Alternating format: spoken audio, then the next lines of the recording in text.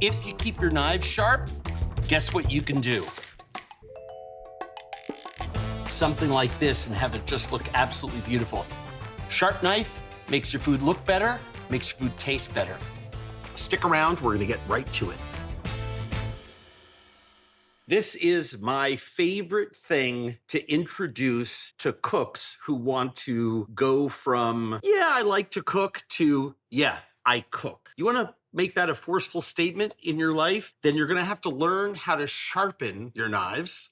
That means you're gonna need to learn how to use a whetstone. You're also gonna learn how to properly hone your knives. And there's a difference. Honing is what I do every 10, 12 minutes of chopping. I find the easiest way to teach somebody to sharpen a knife, really sharpen it using a stone, is to start with a niçoise. And the reason is it has a relatively straight blade as opposed to a really long knife like this that has an obvious curved blade. The curvature of the blade is sort of like advanced beginner to intermediate stuff. It's very easy to do once you've kind of mastered it with this. And so using a straight blade that's only 6.5, 7 inches is much better than something that's 10 plus inches long. Remember, each whetstone has a different numbered grit. The lower the number, the coarser the stone. Start with the lowest grit number. Brown is 400. That coarse whetstone will begin to put a new edge on your knife. Finish on the highest number grit, in this case 6,000, to finish and polish the edge. Why do we want to sharpen on a stone? If you think of a knife when it's perfectly sharp, like factory sharp, as being a point, over the course of the time that you're using the knife, little tiny burrs will dull out your knife so it doesn't glide through food as evenly. So what we do when we put it on a honing steel is we realign those little burrs, take some of them out, but we can't get it quite as good as passing it over a whetstone. Find something you like, maybe it's your favorite show, something you don't have to get distracted by, you can just listen to. Just really want to focus on that meditative practice and on the stone itself. All stones are very porous, so you have to soak them in water for an hour or so before you're going to use them. And when you're sharpening them, you'll see that we develop a slurry on the top of them. That slurry is little bits of stone and little bits of metal. And believe it or not, it's those little bits of stone and metal, that slurry, as you grind it down the stone, is actually what removes the burrs. Do remember then you want to rinse your knife and wipe it on a towel because you don't want that stone and metal slurry to get into food. Make sure that you stabilize this by working on a wet towel. That way it won't move. You don't want to hold this at a 45-degree angle. When sharpening, it's critical to make sure the knife is at a 16-degree angle. So what I learned was kind of where on my thumb that angle is. So what I'm going to do is I'm going to start here with 400, then go to 1,000, then to 3,000, and then finish at 6,000 on white. When I go at 16 degrees, down the length of the stone, I don't apply a lot of pressure. I just let the weight of my fingers, when I'm going down away from me into the blade, as it were. When I pull back is when I have more pressure applied. The reason I still keep my fingers on there is that I want to make sure I'm holding it at the right angle and that I don't raise it up or down or doesn't skip, because these stones are soft enough that if I bang it against the edge with the blade of the knife, I can actually chip this, and then you got to grind it away. You ready? No pressure, pressure, no pressure, pressure, no pressure, pressure.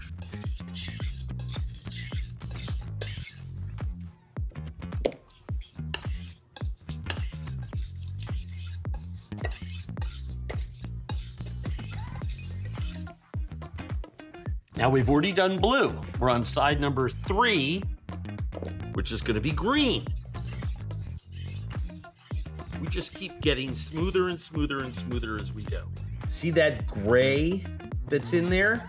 That is the stone and the little metal burrs. And the more we do that, we know the sharper we're getting. And then finally on this smoothest edge, which is 6,000.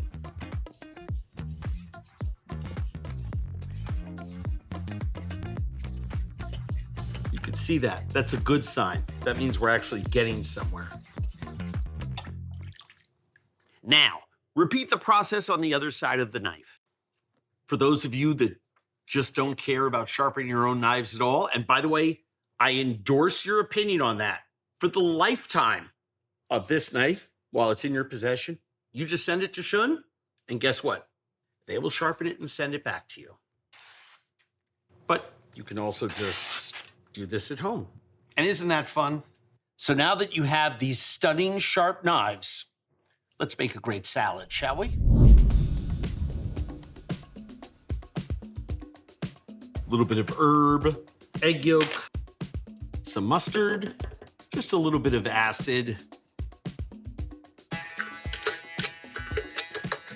I'm just making an emulsified vinaigrette here with my immersion wand. I had a neutral oil there, and now I'm adding a little olive oil for flavor.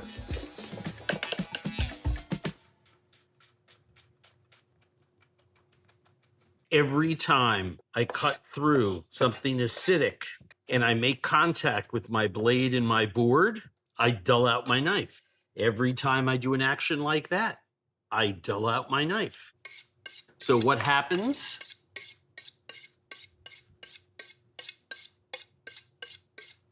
I love honing my knife. Parsley and tarragon, cherry wine vinegar, and lemon juice. This beautiful, creamy, emulsified vinaigrette. Very, very French. Can you guess what kind of salad we're making? This is a new Shun cutting board. It's made out of Hinoki cypress. It doesn't dull your knives out as quickly as composites do. I always try to use wood, but not all wood is created equal. I love making salad niçoise. This is a once-a-week salad in my house. I find it the easiest salad to make when entertaining. So simple. Everyone loves it. Super easy. Do it like you're putting flowers in a vase. So it looks full and random, and it's in that sort of intentional randomness that there's great beauty. These are little niçoise olives, my favorite. Potatoes. Now the reason I'm going on a 45-degree angle with these is just knife safety. Small round objects, like potatoes, like tomatoes, and they roll around the board. So if I put my fingers on two of them and I go down at a 45-degree angle, I will never cut myself. There's pureed herbs in the salad dressing. There's minced herbs in the salad dressing, but we're also gonna have some fresh whole leaves of tarragon. Then I'm just gonna scatter some parsley leaves. Now these batons of tuna were cut in a very specific way at the Ortiz factory so they could pack them and have them fit in that jar. Look at that one, just came curved perfectly. These anchovies, and I do actually mean this brand of anchovies, is so much better than what you will find in a tin. Number one, they're packed in olive oil. Number two, they're not too salty. Number three, because they haven't been packed with too much salt, they're soft and pliant. Water, knife. We made really jammy boiled eggs. So if you cut quickly with a wet knife, this is what you'll get. Just wipe it off on a dish towel. Let everyone help themselves to salad, and then pass the dressing around. They can take as much or as little as they like. If you keep your knives sharp, guess what you can do? something like this and have it just look absolutely beautiful. You can even cut jammy eggs in half and not have the yolks go on your cutting board if you have a sharp paring knife. Sharp knife makes your food look better, makes your food taste better. Been doing this a long time. Sharp knives are everything. Remember, all of our recipes and our sub-recipes are at andrewzimmern.com. Salad niçoise, nice herbal lemon vinaigrette. Enjoy.